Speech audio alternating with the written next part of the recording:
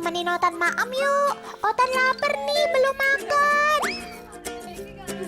Aduh, Otan dicuekin.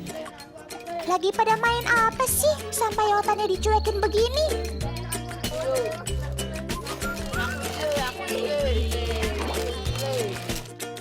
Walah, ini toh rupanya yang bikin kalian anteng. Main sama kelomang toh.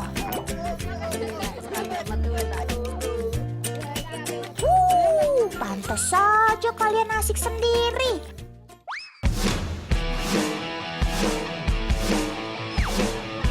Dulu waktu kalian di sekolah dasar atau yang sekarang masih SD, pasti tahu kan mainan yang satu ini? Tiap daerah beda-beda cara nyebutnya. Ada yang nyebut kelomang, kalomang, umang-umang, hingga keong laut.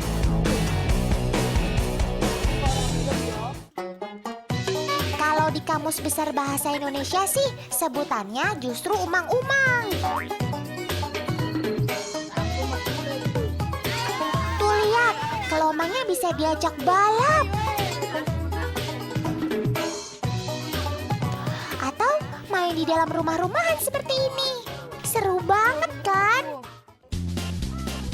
Tapi kelomang zaman sekarang kece abis ya. Cangkangnya bisa dibikin warna-warni. Bahkan ada gambar karakter kartunnya. Ada yang gambar Angry Bird, Batman, sampai Tom and Jerry. Kok gambar Otan sama Dolpino nggak ada ya? Sebel, sebel!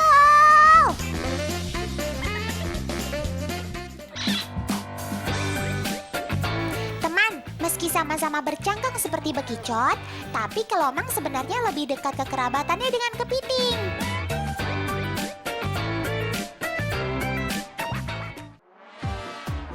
Orang bule menyebut kelomang ini dengan istilah hermit crab, yang berarti kepiting pertapa. Lucu ya namanya. Ada yang tahu kenapa disebut demikian? Konon, nama ini diberikan karena kebiasaannya yang gemar mengembara seorang diri. Weleh.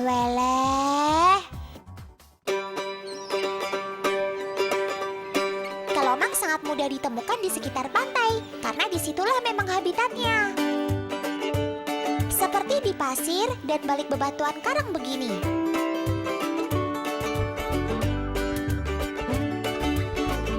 Ayo coba hitung, kaki kelomang ini ada berapa? Iya, benar sekali. Ada 10 buah alias dekapoda.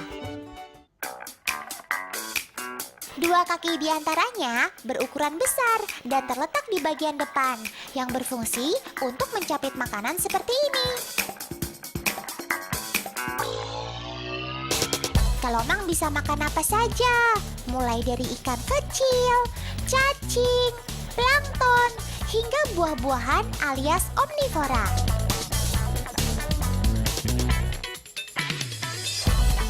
Untuk mendeteksi keberadaan makanan, kelomang menggunakan antena serta matanya ini, teman.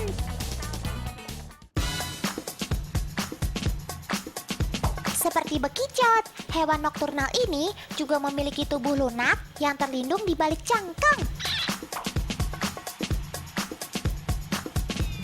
Namun, bedanya dengan bekicot, cangkang kelomang bukanlah kepunyaannya sendiri.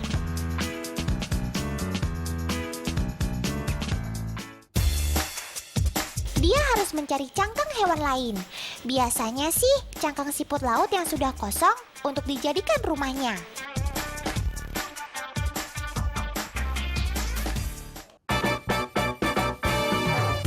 Ketika cangkangnya sudah tidak muat lagi karena tubuhnya membesar, maka sobat Otan ini harus meninggalkan cangkangnya dan mencari cangkang baru. Akibatnya, sepanjang hidupnya, kelomang terpaksa sering pindah rumah.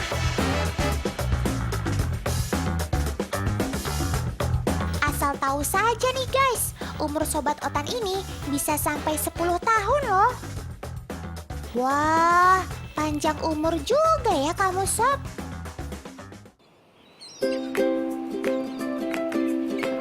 Oh iya, Otan masih penasaran nih. Kenapa gambar Otan gak ada di antara kelomang hias tadi ya? Maksudnya penasaran caranya bikin kelomang hias.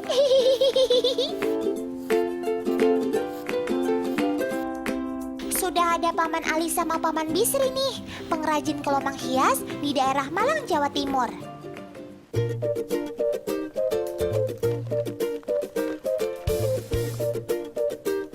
Jadi, cangkang yang sudah tak berpenghuni alias kosong ini dilukis terlebih dahulu, teman. Lalu, si kelomangnya kita keluarkan dari cangkangnya. Baru deh, si kelomang ini dimasukkan ke dalam cangkang yang sudah dilukis. Tada! Jadi deh kelomang hiasnya.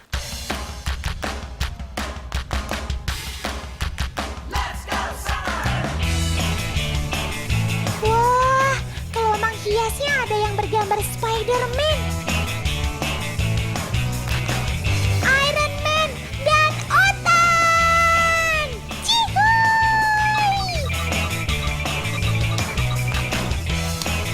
Wah, Otan bangga sekali bisa bersanding dengan para superhero idolanan keren itu.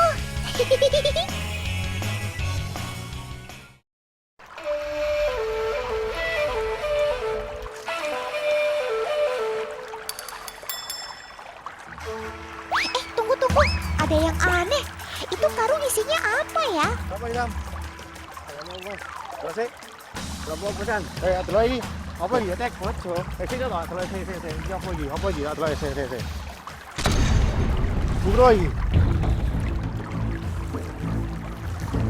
tadi tolek lagi, Sam. Ya ampun. Ternyata isinya kura-kura. Anak putih yang tetap. Sungguh tega sekali dirimu, Paman berbaju hijau. Sita saja kura-kuranya, Paman Jo.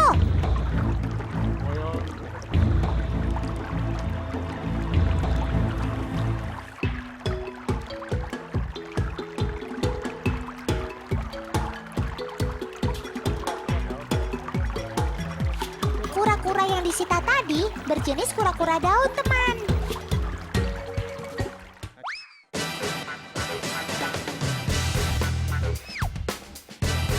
Kura-kura ini endemik Indonesia loh. Mereka banyak ditemukan di Jawa, termasuk di Malang Selatan ini. Untung ada paman-paman ini ya, yang masih peduli pada nasib kura-kura daun. Ayo Paman, lepas dulu kura-kuranya ke kolam. Kasihan soalnya, dari tadi dia ada di dalam karung. Sudah aman kamu, Kur, sekarang?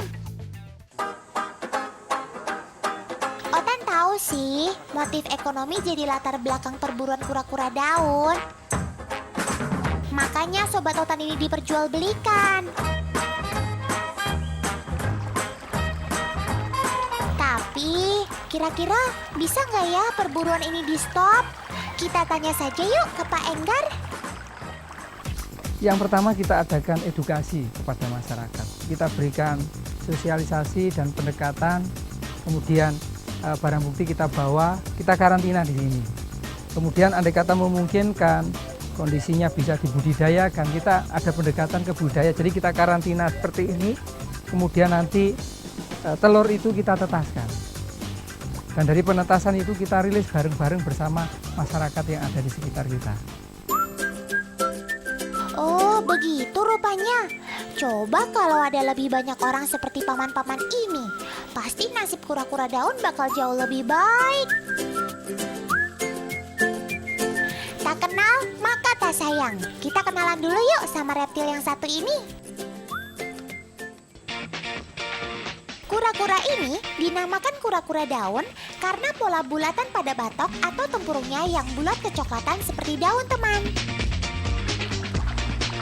Seperti kura-kura lainnya, kura-kura daun juga bisa hidup di air dan di darat.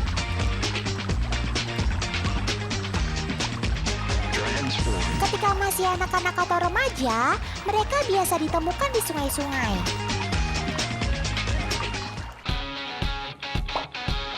Namun, saat memasuki usia dewasa, sobat Otan ini lebih banyak menghabiskan waktunya di hutan seperti ini.